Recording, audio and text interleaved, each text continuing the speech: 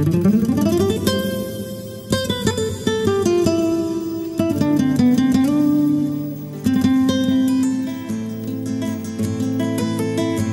ne sto lì seduta assente, con un cappello sulla fronte, le cose strane che mi passano per la mente.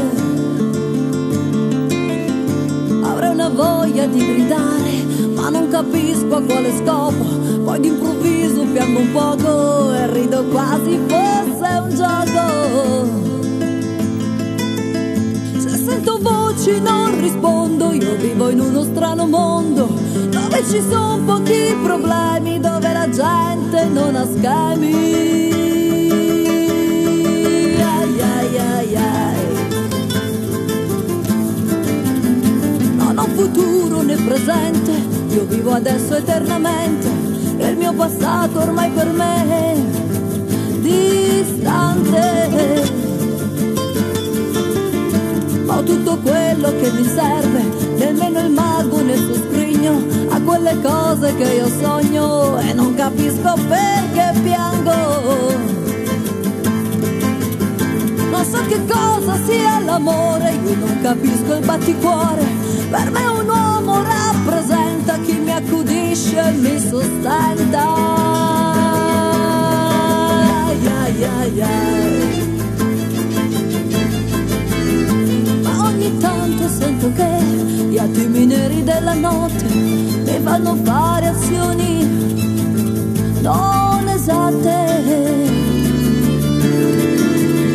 D'un tratto sento quella voce e lì comincia la mia croce. Vorrei scordare, ricordare, la mente mia sta per scoppiare.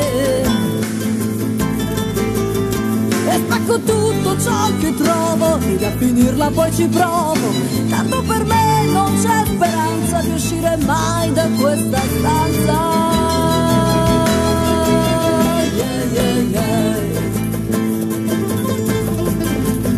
Sopra un lettino civolante di questo posto allucinante, io sogno spesso di volare nel cielo. Non so che male posso fare se sogno solo di volare. Io non capisco i miei guardiani perché mi legano le mani. E a tutti i costi vogliono che indossi un camice per me.